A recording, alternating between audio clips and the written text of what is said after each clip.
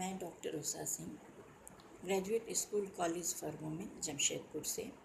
मैं आज semester 5 CC12 के पोषण स्तर आंकलन या पोषण स्तर मूल्यांकन की विधि के बारे में बताऊंगी। असेसमेंट ऑफ न्यूट्रिशनल स्टेटस का मेजरमेंट। इसके पहले वीडियो में मैंने 2 मेथड की चर्चा की थी, anthropometric measurement and biochemical test. आज मैं तीसरी विधि क्लिनिकल एग्जामिनेशन के बारे में विस्तार से बताऊंगी। क्लिनिकल एग्जामिनेशन का हिंदी है व्यवहारिक चिकित्सीय या नैदानिक लक्षणों के आधार पर न्यूट्रिशनल डेफिशिएंसी डिजीज को बताना। यह पोषण स्तर जानने की तीसरी विधि है।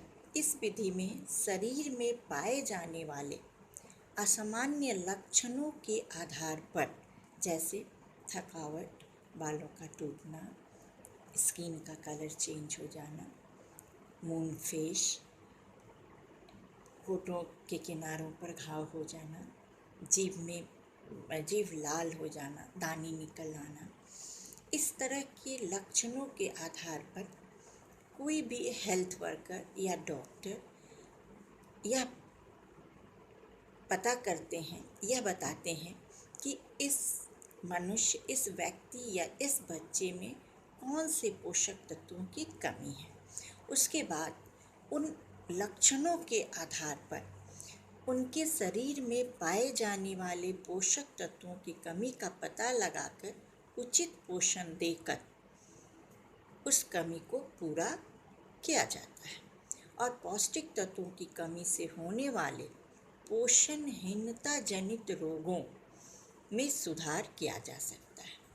अतः हम कह सकते हैं कि क्लिनिकल एग्जामिनेशन पोषण स्तर जानने की एक आसान विधि है, जिसमें हमें न तो कोई प्रयोगशाला की ज़रूरत होती है, न ही कोई ट्रेंड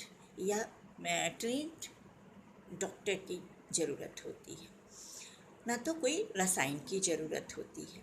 इसमें हेल्थ वर्कर को उन सारे लक्षणों के बारे में जानकारी होना चाहिए जिसके आधार पर वह बता सकें कि इस व्यक्ति में या इस बच्चे में कौन से पोषक तत्वों की कमी वाले रोग हैं।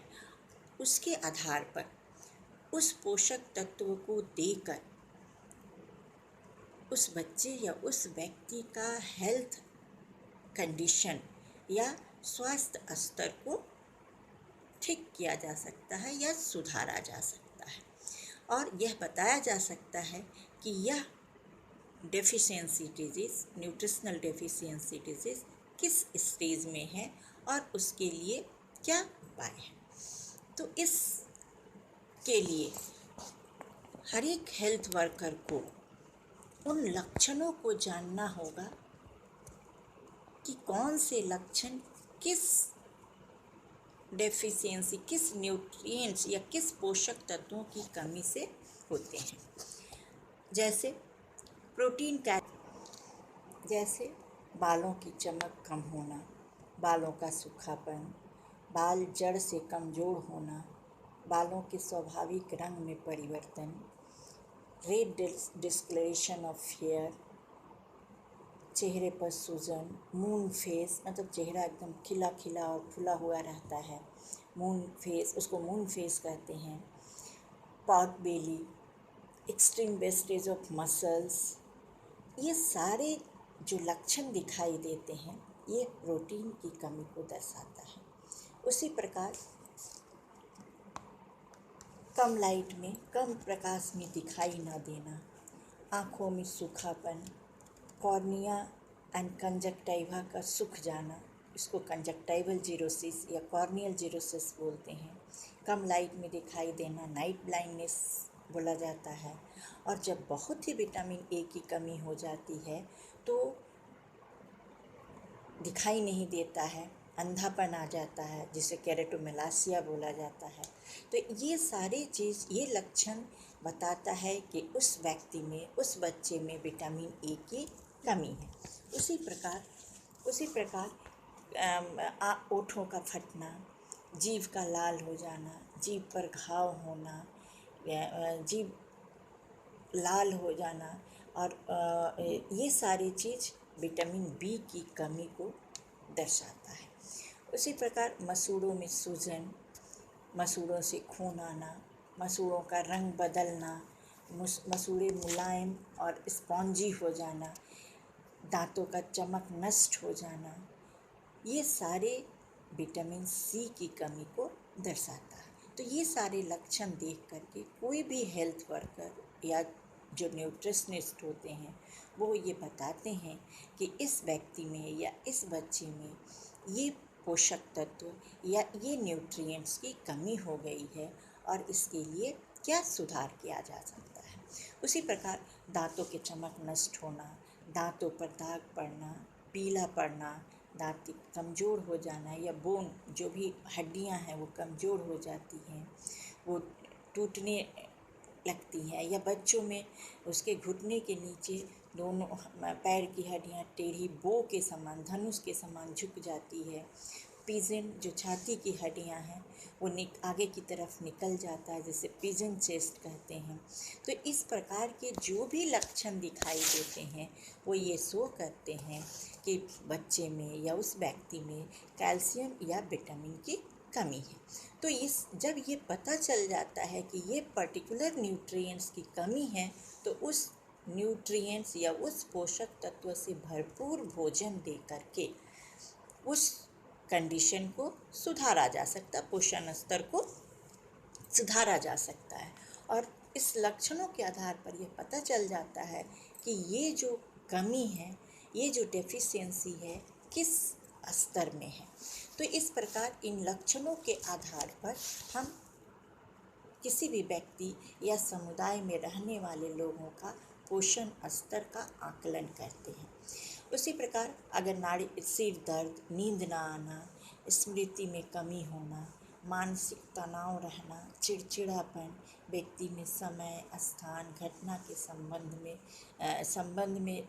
संबंध को स्थापित करने में जो कठिनाई होने लगती है, या पाचन संस्थान कमज़ोर हो जाता है, यकृत बढ़ जाता है, प्लीहा बढ़ जाता है, ये सारे विटामिन बी की कमी को दिखाते हैं। तो ये सारे लक्षण विटामिन बी की कमी से होता है। उसी प्रकार थायराइड ग्रंथि का बढ़ना, गले में सूजन हो जाना जो कि ग्वाइटर को बताता है, और भी जो शारीरिक और मानसिक विकास भी प्रॉपर वे में नहीं होता है, यह आयोडीन डेफिशिएंसी को शो करता है। उसी प्रकार एनीमिया, शरीर में पीलापन, नाखून, पाम, आँख के नीचे वाइटिस हो जाना, शरीर चेहरा पीलापन रहना, जल्दी थक जाना, सीढ़ी चढ़ने या तेज चलने से हाँफना, ये एनीमिया अर्थात शरीर में आयरन की कमी को दर्शाता है। इस तरह से इन लक्षणों के आधार पर कोई भी न्यूट्रिशनिस्ट या हेल्थ वर्कर यह बताता है कि इस पर्सन में, इस व्यक्ति में, इस बच्चे में ये डेफिशिएंसी डिजीज़ है या ये पोषक तत्वों की कमी है। इसको सुधारने के लिए उचित भोजन, या अगर वो डेफिशिएंसी एडवांस स्टेज में होता है तो उचित मेडिसिन दे करके उसके हेल्थ स्तर को सुधारा जाता है। किसी भी व्यक्ति का या समुदाय का जो पोषण स्तर नापा जाता है वो इसीलिए नापा जाता है कि उसके पोषण स्तर उसका कहाँ है और किस प्रकार उसको सुधारा जाए। तो ये इसी के आधार पर, पोषण स्तर के आधार पर ही डिफरेंट प्रोग्राम गवर्नमेंट चलाती है उस कम्युनिटी या समुदाय के स्वास्थ्य स्तर को ऊंचा उठाने के लिए। अगर कोई भी व्यक्ति हमारे देश का जो भी समुदाय है, व्यक्ति है, बच्चे हैं, अगर वो स्वस्थ रहते हैं तो हमारा देश का आर्थिक विकास भी ऊंचा होता है, क्योंकि एक स्वस्थ व्यक्ति ही कोई भी काम में हाथ बटा सकता है या आर्थिक विकास में सहायता कर सकता है। हम जानते हैं कि एक स्वस्थ शरीर में ही स्वस्थ मन का वास होता है और वो कोई अच्छे मन से काम कर सकता है। तो इस प्रकार हमारा न्यूट्रिशनल स्टेटस या पोषण स्तर मापने का ये एक तीसरा विधि है। चौथी विधि को मैं दूसरे वीडियो में बताऊंगी, जो कि डाइट सर्वे, डीपर डाइट सर्वे अर्थात आहार के सर्वेक्षण के द्वारा उस समुदाय का पोषण स्तर नापना। और पोषण स्तर क्यों नापा जाता है ये मैं बहुत छोटे से में इसका वर्णन कि किसी भी देश के अगर नागरिक स्वस्थ रहेंगे तो उस देश की आर्थिक स्थिति, वो देश हर तरह से विकसित होगा। तो ये हम अगले वीडियो में फिर चौथे विधि का वर्णन करेंगे, जो कि आहार सर्वेक्षण।